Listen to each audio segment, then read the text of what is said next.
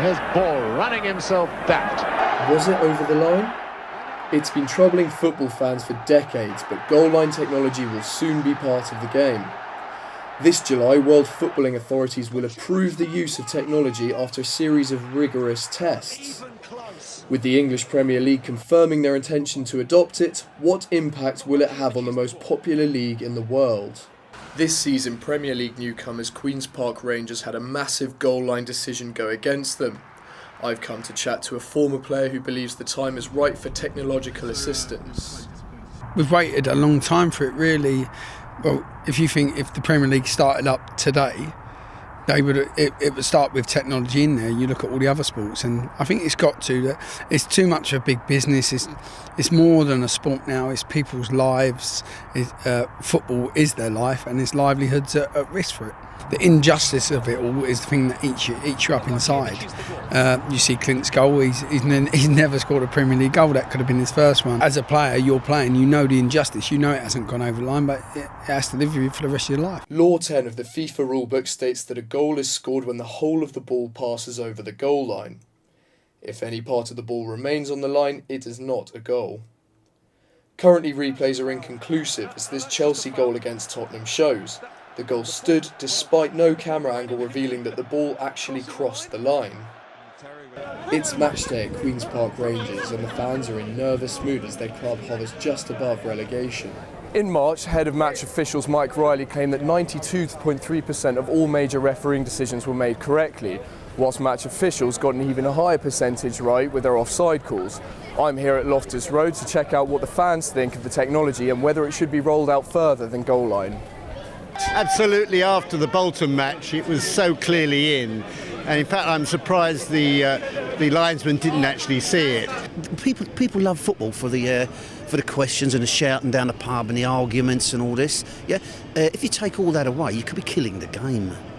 Well, I just don't understand how hard it is to implement this technology rather than rely on a dodgy linesman. Football has been the way it has been for all these years, and we don't want to change it.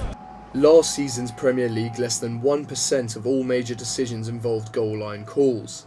This season, our research shows that only 3 goal-mouth instances have occurred in the Premier League. Football statistician Tim Long believes the technology needs to be rolled out further. In my opinion, for goal line decisions, goal line technology, it's not enough. I think there are so few of them. There was 20 and only 4 of those were wrong. That's where you've got your 0.6 from. Compare that to, I think it was 360 something penalty box incidents. The Premier League table I logged last season would have actually not changed as opposed to the real table would have been completely the same had we had goal line technology. Last season, the Premier League finished with West Ham, Blackpool and Birmingham being relegated, and this wouldn't have changed with the use of goal line technology. However, if all big decisions could have been reviewed, then Blackpool and Birmingham would have avoided the drop. So Tim was clearly in favour of the technology being rolled out to assist officials in all aspects of the game. But does a man who has experience of refereeing over 200 Premier League matches agree with him? Hi there, Jeff. How are you doing? We've been talking about it for over 40 years now. We didn't complain too much in '66 when it helped us win the World Cup. A ball going over the goal line or not going over the goal line is factual. Other aspects, penalties, offsides, they're matters of opinion. We watch Match of the Day, and on a Saturday evening, 4 or 5 hours after the game's finished, people are still arguing. As a referee, and I don't think any referee would disagree, they'd love to see the introduction of goal line technology sooner rather than later. In fairness, the goal line situation doesn't happen that often. When it does, it's massive publicity. I'm sure you've researched it. And probably, there might be half a dozen times a season that it happens. Even the video ref, as we've seen in other sports, that don't get it right all the time. I'm here in central London outside the Premier League's headquarters where Chief Executive Richard Scudmore has just given us this statement.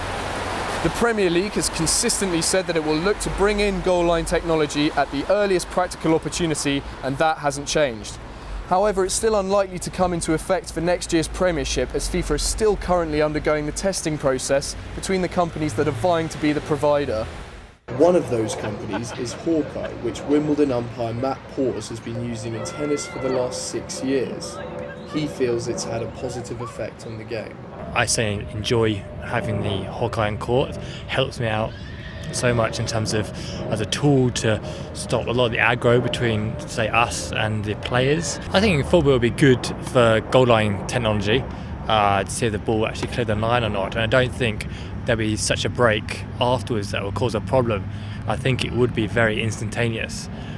We can, in tennis, do things very quickly as well. I think if you're going to bring into other aspects of football in terms of tackling and, if something's offside, there could be some pauses in play, which I don't think would be that popular. Despite evidence that goal line technology would not alter the Premier League table, allowing video referrals for other aspects of football could actually create more problems than it solves. In this year's Rugby Six Nations, there was a controversial decision where England's David Strethel felt that technology denied him a match-saving try. Brad Barrett was playing for England in that game. Did he get the ball down? Looks as if he did. Yeah, obviously technology can only give you from certain angles. I think at the position where the camera couldn't really tell if it was a definite try. So I think at that stage, Strethel had felt that he had made the try. I think a linesman would have possibly been in position to see that. I think that sometimes they go unnecessarily. I think if it's a definite try, they should rather just get on with the game and do it. But I think no ref wants to make that big decision and ultimately have his head on the firing line when he's made a silly call. So I think they'd rather be safe and go upstairs if they can. From the start of the 2013 season, the Premier League will be brought into line with other sports in the UK by embracing technology. However, our research shows that with so few goal line decisions each season, the technology would be much more effective if it was used for more than just goal mouth incidents. The challenge that football will face is to what extent to use the technology whilst maintaining the speed and excitement of the Premier League.